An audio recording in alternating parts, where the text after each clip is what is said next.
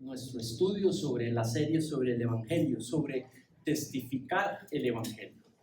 Y hoy vamos a terminar esta serie sobre testificar.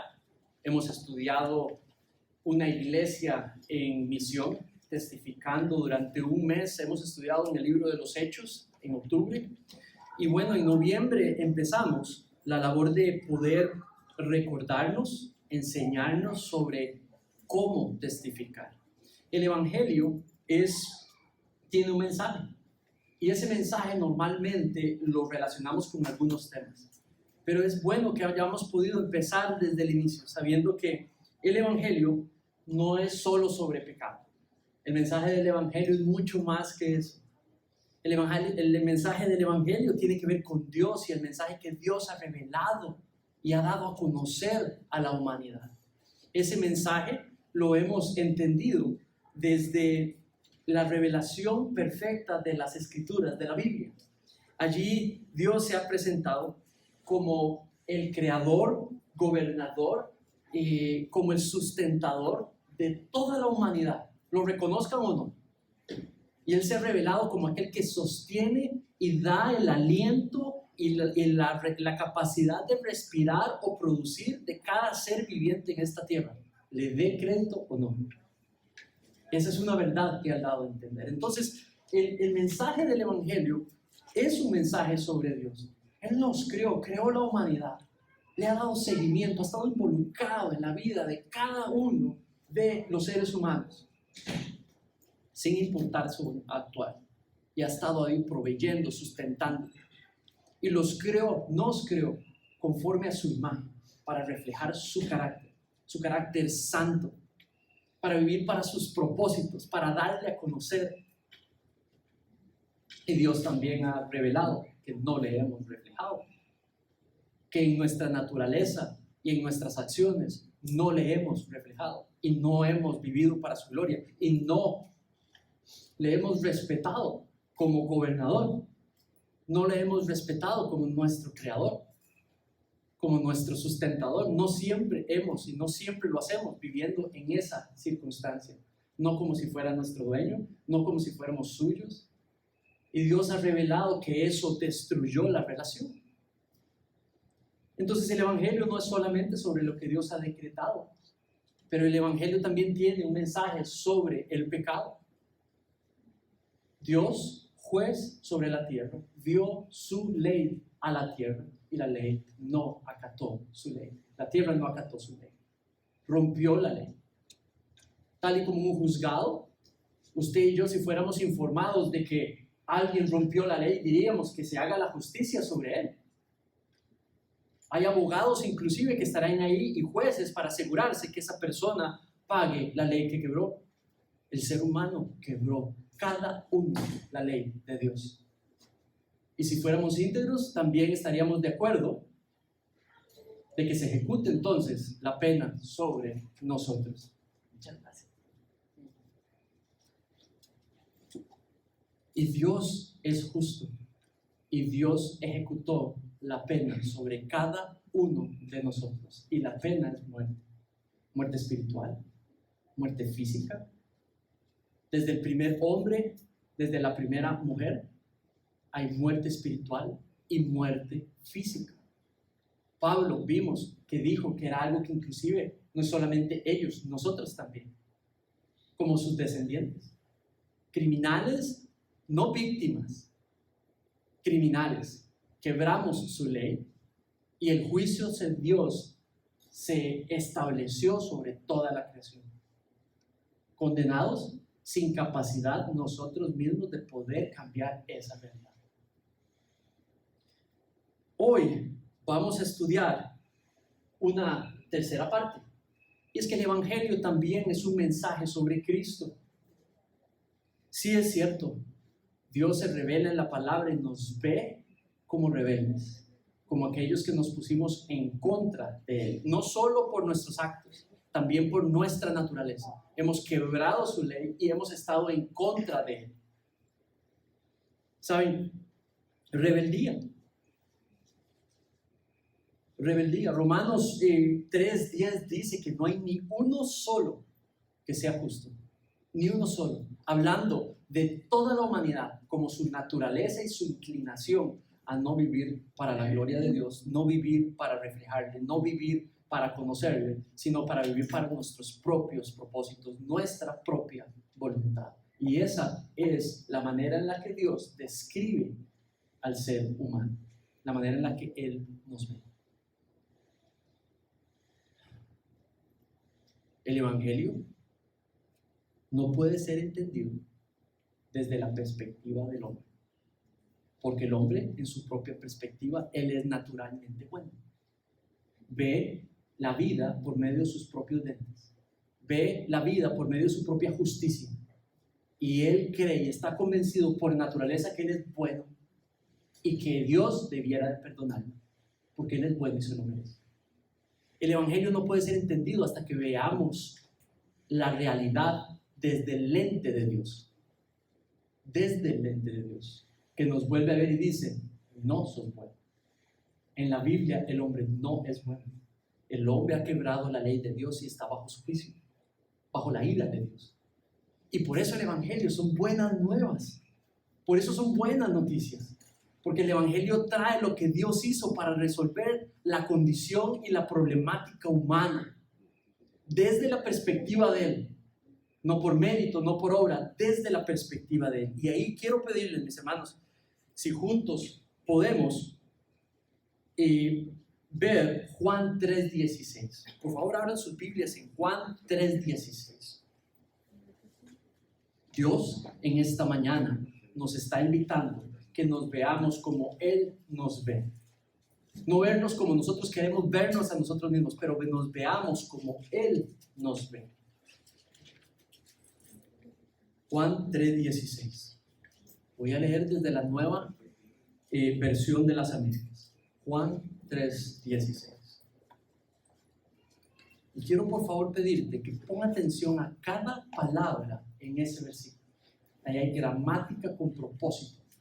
Cada palabra tiene propósito y dice verdad sobre Dios. Dice, porque de tal manera Dios amó al mundo, que dio a su Hijo unigénito, para que todo aquel que cree en Él no se pierda, sino que tenga vida eterna.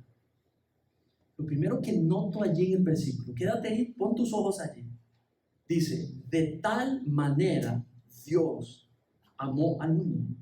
Esta es la acción de Dios de salvar, es movida por una actitud, por un sentir, por su carácter, y dice que es amor lo que lo mueve a hacer algo para que los condenados no tengan que pagar su condena, para que los aislados, los separados de Él, los sin relación con Él, puedan volver a tener una relación con Él, para los que fueron creados para reflejarle, le puedan reflejar, para los que fueron creados para vivir en dependencia de Él, ahora sí puedan vivir en dependencia de Él, lo cual es un estilo de vida mejor. Para los que debieron de haber vivido desde el inicio dependientes de Él, ahora lo puedan hacer. Esto es un amor intenso. Eso es un amor intenso. Dice, en el versículo veo que la misión del Hijo, que para que el Hijo pueda llevar a cabo su misión, es simplemente esa misión, una consecuencia del amor de Dios por aquellos que Él creó. Y es su amor el que mueve su solución. Luego dice, dio a su Hijo unigénito. Está hablando de su Hijo sin igual. Está hablando que lo que debe de hacer le va a costar un alto precio. Cuando esa frase podría resumirse de su Hijo sin igual. Toma lo necesario por hacerse y Él provee los recursos y provee lo necesario, no solamente la solución, pero el costo que hay que pagar lo provee Él para que los suyos, aquellos a quien Él ama profundamente, puedan obtener lo que Él antes de la creación del mundo se dispuso a hacer. Y es que podamos vivir en una relación con Él, podamos cumplir su ley, vivamos en su presencia, podamos vivir para su gloria. Romanos 8:32 dice: el que no negó ni a su propio Hijo, sino que lo entregó por todos nosotros, ¿cómo no nos dará también junto a Él todas las cosas? Pasaje, Pablo habla de el que lo dio todo por nosotros, para hacer posible este medio entre Él y nosotros. ¿Cómo no nos daría también las cosas pequeñas en esta vida? Su propósito es salvar, no condenar. Mira lo que dice el versículo: para que todo aquel que cree en Él no se pierda. Su justicia es estricta, su amor es incomprensible, su amor es enorme, sin límites. Debía de castigar el pecado y la transgresión del hombre, pero la castigó en Él mismo para que el hombre no se pierda. Para que el hombre no se pierda. ¿Cómo se obtiene esta salvación? Dice, para que todo aquel que cree en Él, fe, esto no es por apellido, esto no es por nacionalidad, no es por mérito, no es por compararme con otros seres humanos o por mi perspectiva de pensar que me lo merezco o yo no he sido tan malo, tan bueno, que sí puedo accesar a esto. Dice que es por fe solamente, solo fe. Si hubiese que describir la fe de esta iglesia, yo pondría una marca en una pared, si fuera nuestra, que diría solo por fe. Solo por fe. Porque el pasaje lo dice. Dios, el Dios verdadero, no el que nos maquinamos y nos hemos hecho, el Dios verdadero que se reveló en la Biblia, dice que es por fe solamente. ¿Cuál es la alternativa? Pagar por nuestros pecados e ir eternamente al infierno. Esa es la alternativa. Creer en Él para que nuestros pecados sean imputados sobre Cristo o ir al infierno. No hay tercera. Ahora, fuera de estas paredes se ofrecen un montón de otras opciones. En la Biblia solo hay dos: Cristo, infierno. La alternativa es morir. La alternativa es pagar por lo que hemos hecho contra Dios. La alternativa es ausencia eterna de Dios. No hay tercera opción. ¿Cómo hizo Dios para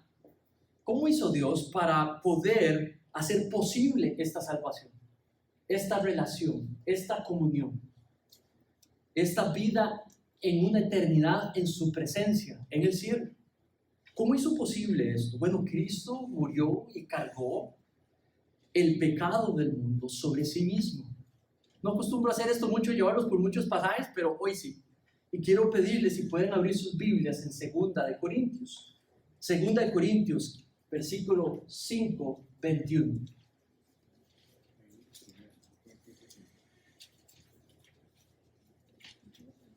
Y dice así: al que no conoció pecado, lo hizo pecado por nosotros, para que fuésemos hechos justicia de Dios en Él.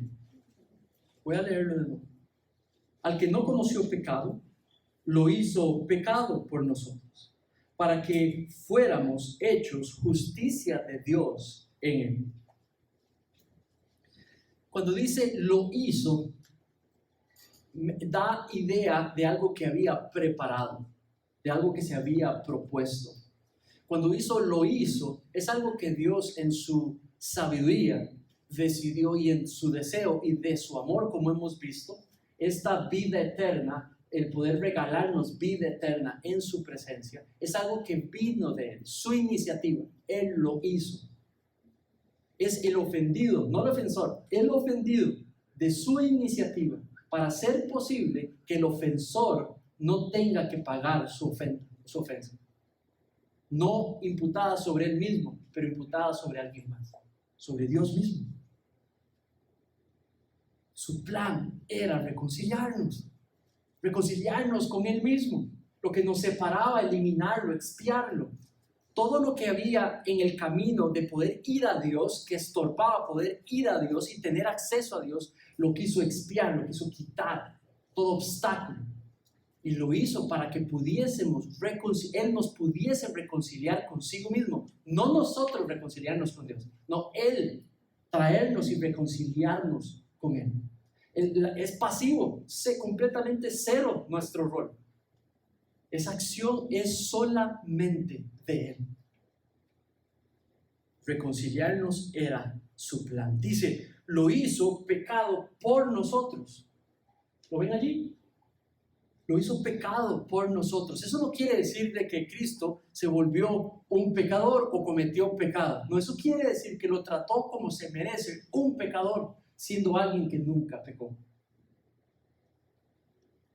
Y lo trató como se merecía un pecador.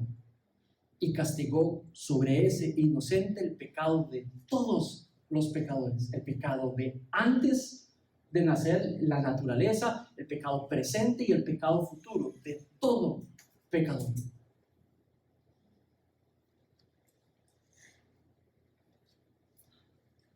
Romanos 3:10 dice,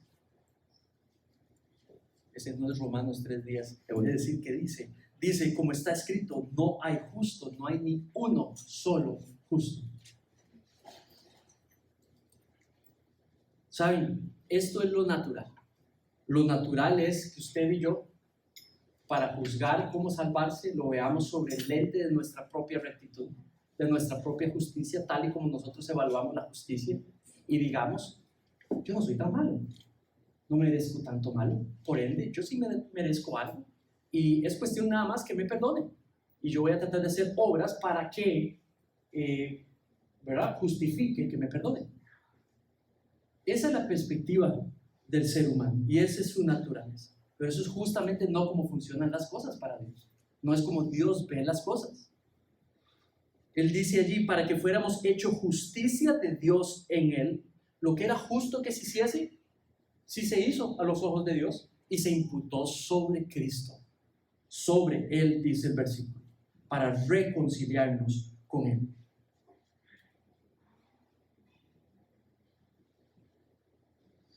La única manera que Dios ha decidido que se puedan perdonar los pecados, que se pueda tener acceso a Él, que se pueda tener pecadores relación con un Dios que es santo, es si la pena es castigada sobre alguien que nunca ha cometido pecado y sacrificarlo para que pecadores puedan tener vida y vida plena.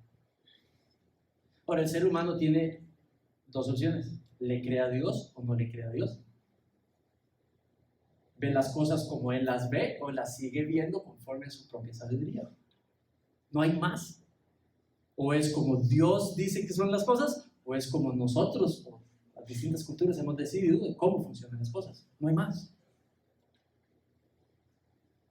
Dice, el que no cometió pecado, dice el versículo. Ay, sí, tienen razón, es segunda. Sí. Yo me acuerdo que lo busqué y no lo encontré y no lo corregí. Perdón, es segunda de Corintios. Gracias.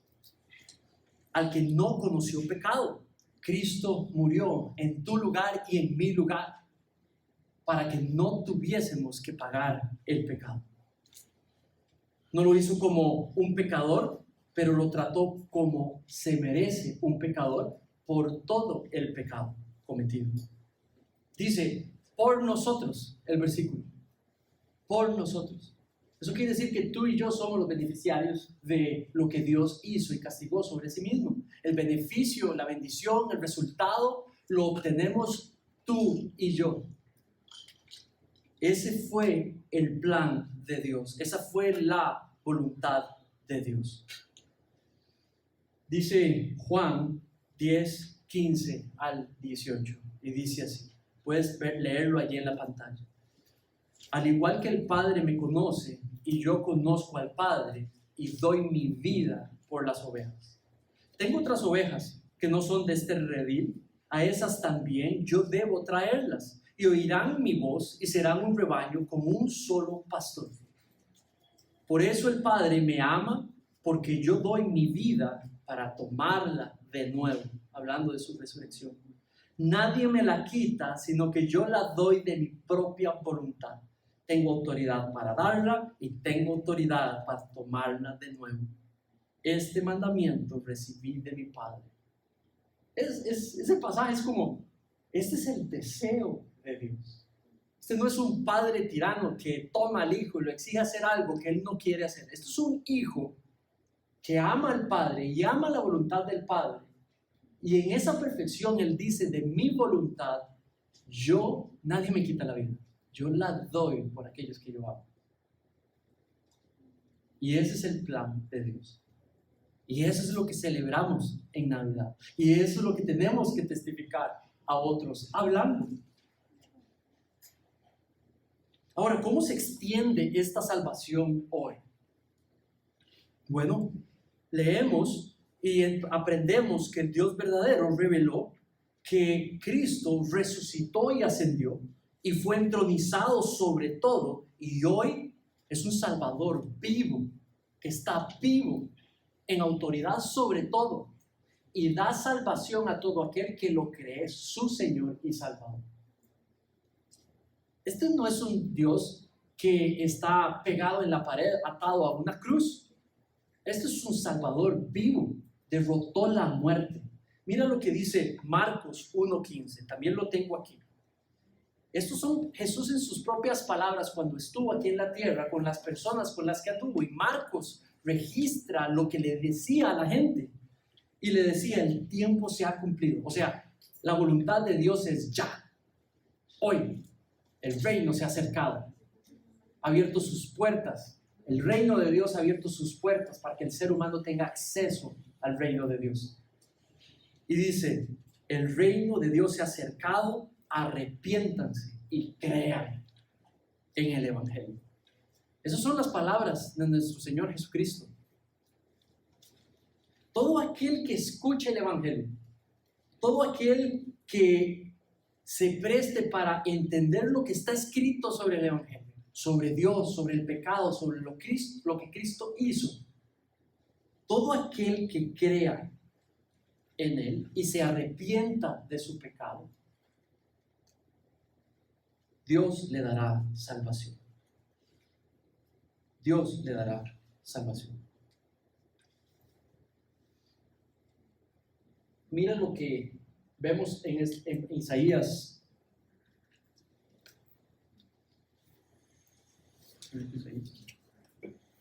Luego para ustedes, dice, ciertamente Él llevó nuestras enfermedades y cargó con nuestros dolores. Con todos nosotros lo tuvimos por azotado, por herido de Dios y afligido.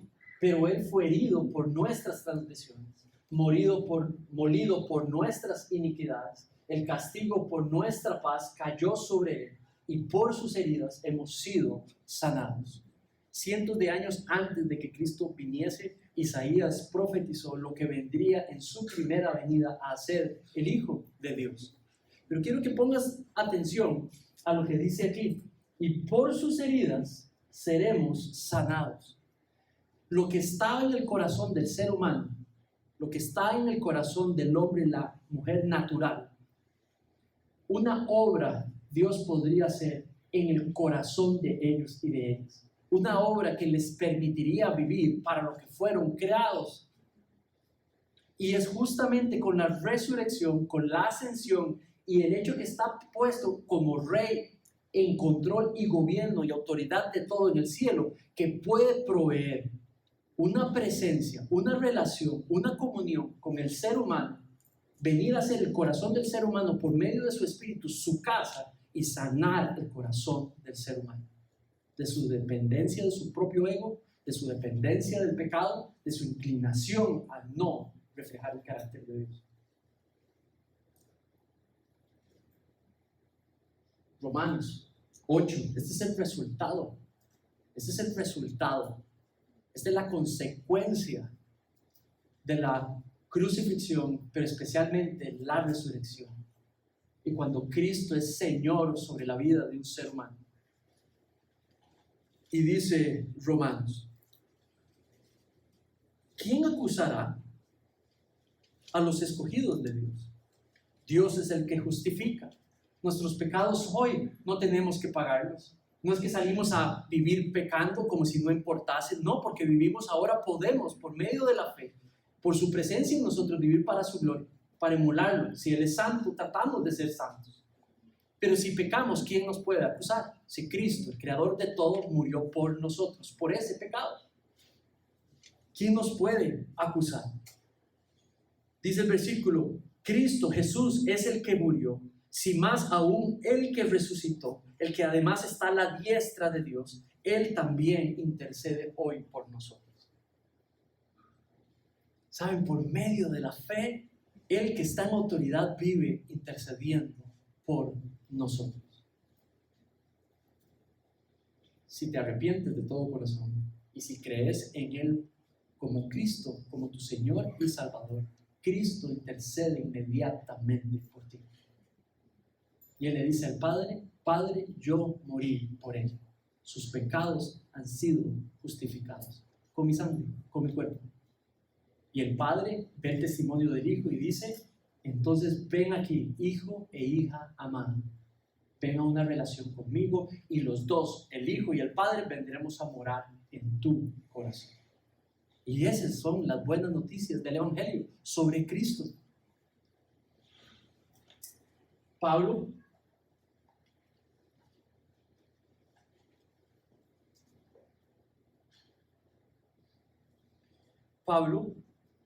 nos muestra en varios pasajes, a través del libro de Hechos, qué es lo que él hacía cuando les presentaba el Evangelio a las personas. Inmediatamente después que escuchaban las buenas noticias, les decía, crean y arrepiéntanse y crean. Entonces el Evangelio no es solo un mensaje sobre Dios, sobre el pecado, sobre Cristo, pero el Evangelio también contiene un llamado. Dentro del mensaje del Evangelio hay un llamado de Dios a las personas a arrepentirse de su pecado y a creer en Cristo como su Señor y Salvador. Esa es la tercera parte de testificar. Es explicar el Evangelio, el mensaje de Dios, el mensaje sobre el pecado, el mensaje sobre Cristo, pero también testificar es hacer el llamado, el mandato que Dios ha enviado a todas las criaturas que Él creó para reflejarle que no le han reflejado, que se arrepientan y que se vuelvan a Él, y que crean de todo corazón en la obra que hizo en Cristo Jesús.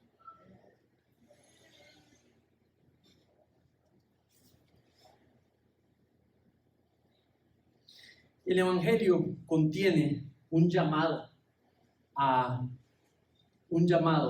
la fe y al arrepentimiento. Muchos de nosotros lo hemos experimentado y nos vinimos ante el Padre y nos arrepentimos de nuestras vidas frente a Él y le pedimos perdón. Muchos de nosotros hemos reconocido y hemos creído lo que dice en la Biblia sobre nosotros mismos. Muchos de nosotros hemos inclusive visto en la práctica cómo sí en verdad eso es cierto. La Biblia dice que eso lo podemos hacer solamente porque Él lo permitió. Y entonces hemos podido vernos como Dios nos ve y nos hemos arrepentido y nos hemos vuelto en arrepentimiento y hemos creído en su salvación. Escuchando el Evangelio de Dios requiere una respuesta, que nos arrepintamos y que creamos las buenas noticias de nuestro Señor Jesucristo. Mira Marcos, dice una vez más, dice arrepiéntanse y crean el Evangelio. Mira cómo lo ves en el capítulo de Hechos 2, 37 al 38. Al oír esto, después de haberles Pedro explicado el Evangelio, al oír esto, conmovidos profundamente, dijeron a Pedro y a los demás apóstoles, hermanos, ¿qué hacemos? Entonces Pedro les respondió, arrepiéntanse y sean bautizados cada uno de ustedes en el nombre de Jesucristo para el perdón de sus pecados y recibirán el don del Espíritu Santo. Hay dos reacciones posibles en este texto. Crean y arrepiéntanse, no le crean a Dios y sigan en el estado en el que están. Esas son las dos opciones en el texto. No es una sugerencia, es un mandato. Pedro les da un mandato. Tenemos en 1 Corintios, en Romanos, en Efesios, el mandato viene de Dios. Arrepiéntanse y crean. No es un si querés. No es de acorde al libre albedrío de las personas un mandato. Un mandato es, no hay otra opción que obedecer. No obedecer ese mandato es un enorme problema. Arrepiéntanse y crean. Es el mandato de Dios. Dos opciones. Solamente una trae acceso a Dios. Dios no es como lo hemos pintado. Un Dios bonachón que aguanta, que simplemente, ¿verdad? Él no ignora y ve nuestras cosas y simplemente no hace nada. Ve este mundo como vive y para lo que vive, y Él es hiperpaciente y hasta el resto de los días nunca va a hacer nada. No es un Dios bonachón, no es un Dios Santa Claus que vive para estar dándonos lo que necesitamos solamente. No, este es un Dios de relación.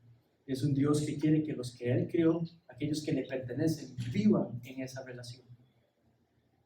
Entonces, mira Hechos 20:21, otro ejemplo de cómo testificar. Dice, bien saben cómo no rehuí de declararles a ustedes nada fuera útil y de enseñarles públicamente y de casa en casa. Esto es Pablo a los cristianos, testificando solemnemente, tanto judíos como a griegos, del arrepentimiento para con Dios y de la fe en nuestro Señor Jesucristo.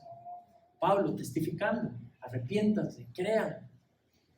Hechos 20:21, te rescaté del pueblo judío y de los gentiles, a los cuales yo te envío, para que les abra sus ojos a fin de que se conviertan de las tinieblas y del dominio de Satanás a Dios, para que por la fe en mí reciban el perdón de los pecados y la herencia entre los que han sido santificados. Este es Jesús hablando a Pablo, diciéndole para qué lo salvó, para que testifique sobre él, para que las personas reciben el perdón de sus pecados.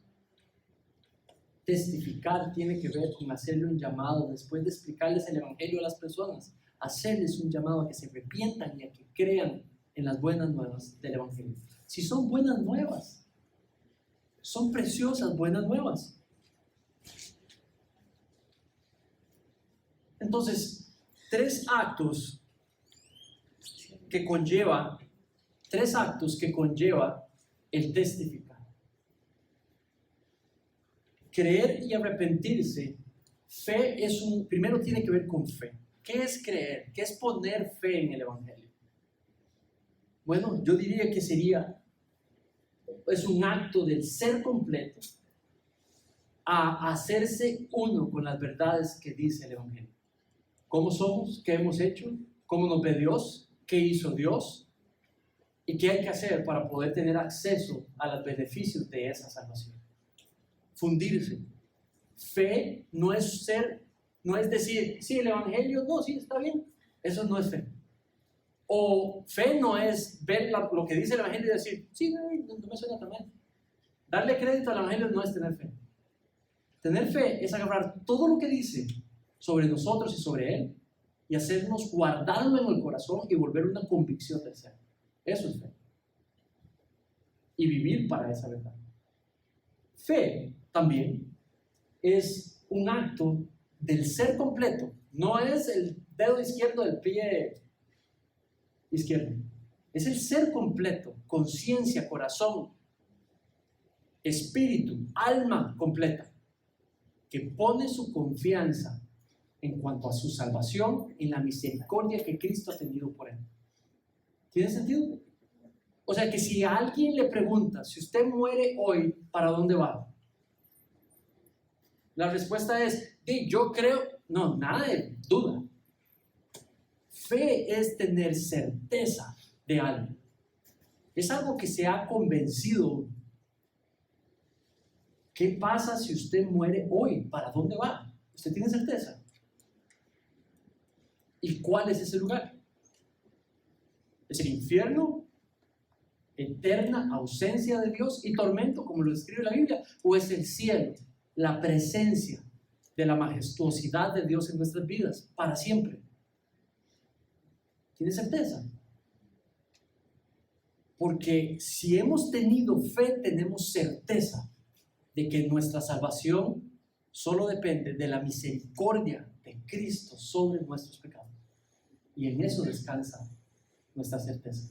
Eso es fe. Arrepentimiento. Arrepentimiento es un cambio. Es un cambio. Arrepentimiento no es, me siento mal, es que me siento un toque como culpable por las cosas que he hecho. Eso no es arrepentimiento. Arrepentimiento no es, sí, es que hay cosas buenas y hay cosas malas. Y yo estoy aquí pulseándola, haciendo las cosas buenas, pero no ve que también es justificable a veces hacer esto y esto y esto. Eso no es arrepentimiento. Fe no es que alguien tenga fe por mí, nuestros padres, y entonces ejecuta esa fe que los padres tuvieron sobre nosotros. Eso no es fe, esa es la fe de los padres. Arrepentimiento no es que mis papás me hayan enseñado la diferencia entre el bien y el mal, y yo lo trato de practicar en cuanto pueda. Arrepentimiento del que habla la Biblia es un cambio de mente y de corazón. El alma completa cambia. Se vive para negarse a sí mismo y vivir para la gloria de Dios. Y es una decisión del ser completo que abarca todas las áreas: la empresa, el trabajo, el vecindario, las relaciones con los vecinos, las relaciones con la esposa, el esposo, con todo. Lo cambia, lo transforma todo. No lo vuelve perfecto. No lo vuelve una persona perfecta, pero una persona con visión clara y determinación clara. Eso es arrepentimiento.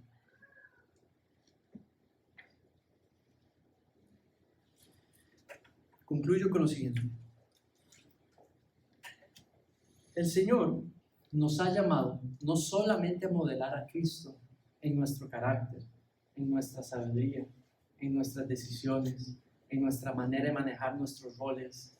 No solamente nos ha llamado a modelarlo, a vivir como Cristo viviría. También nos ha llamado y nos llama en esta mañana a testificar de nuestro amor por Él. Salir a testificar, a hablar sobre los actos que han sucedido en la historia, que han tenido implicaciones sobre nuestras vidas y que podrían tener implicaciones sobre las personas que están enfrente. Testificar es irle a decirles a las personas lo que tendrían de Cristo si ponen su fe en Él. Pastorear es ir consistentemente a la vida de las ovejas a decirles, a recordarles lo que tienen en Cristo. Testificar es ir a decirle a una persona lo que podría tener si pone su fe en Cristo. Lo que sucedería si ve a Cristo como su Señor y Salvador. Eso es testificar. Es contarle cómo sucedió en nuestras vidas, lo que dice la Biblia, y es decirle, hey, Dios te está llamando, obedécele, arrepiéntete y cree. ¿Tiene sentido? Entonces, Dios no sugiere la salvación. Dios no sugiere el arrepentimiento. Dios no sugiere tengamos fe. Dios demanda que sus criaturas tengan fe y se arrepientan. Número 2. Nuestra labor es guiar a pecadores a abandonar toda confianza en sí mismo y poner su confianza plena y completa en la misericordia de Dios para con ellos mismos, para que entonces sean presentados por medio de esa fe justos delante de Dios y no tengan que pagar por sus pecados y puedan vivir en comunión con Dios. Nuestro rol es guiarlos a hacer eso. No puede ser un rol pasivo. Tus hijos son tu responsabilidad para testificar. Tus papás, tus hermanos, tus hermanas, tus tíos, tus primos, son tus relaciones puestas por Dios para que testifiques. Dios te promete algo, se van a burlar, te van a rechazar, se van a reír de ti. Eso no es, tal vez, en algunos casos es parte de la realidad. Eso va a suceder. Por eso no lo hagas porque lo tienes que hacer. hazlos porque de tanto amor que has recibido de parte de Dios, de tanto perdón que has recibido de parte de Dios, sales a transmitir y comunicar ese amor y perdón a las otras personas por amor a Dios y a esas personas. Nuestra labor al testificar es guiar a las personas al arrepentimiento, no diciéndole las cosas malas que han hecho porque tú y yo las hemos visto, pero enseñándole lo que la Biblia dice sobre nosotros mismos. Por último, 2 cosas más al testificar. Creer en Cristo tiene un costo. Testificar es justo también si le anuncias que habrá un costo. Seguir a Cristo tiene un costo. Cargar una cruz. Hay cosas que ya no se hacen ni se dicen. Hay cosas que ya no se pueden obtener ni adquirir. Hay lugares donde ya no vamos. Hay cosas que ya no decimos. Seguir a Cristo tiene un costo. Esto lo digo con convicción. Si un cristiano, si Manrique Salazar, en un área, es igualito antes y después de Cristo, Manrique no cree. Manrique tiene una responsabilidad de testificar, modelar a Cristo. Tú tienes una responsabilidad, vivir para modelar a Cristo. 2 motivaciones para que te vayas para testificar. Número 1, tu amor a Dios. Es tanto tu amor a Dios que puedes salir a hablar sobre lo que Él ha hecho y a llamar a otros, a recordarles que Dios les está llamando a creer en Él y a arrepentirse. Número 2, tu amor por esas personas. Si realmente los amas, darles provisión económica es un regalo que realmente no tiene mayor valor. Si realmente los amas, protegerles del peligro. Si no los proteges del mayor peligro, ¿por qué protegerlos de peligros menores? Pero si amas a esas personas, háblales, no temas. Este es Dios detrás del mandato. Dios está detrás del mandato con todo su apoyo y poder. Háblales, como con un micrófono. Háblales, hablémosles como iglesia al mundo entero sobre nuestro Señor Jesucristo. Oremos. Padre,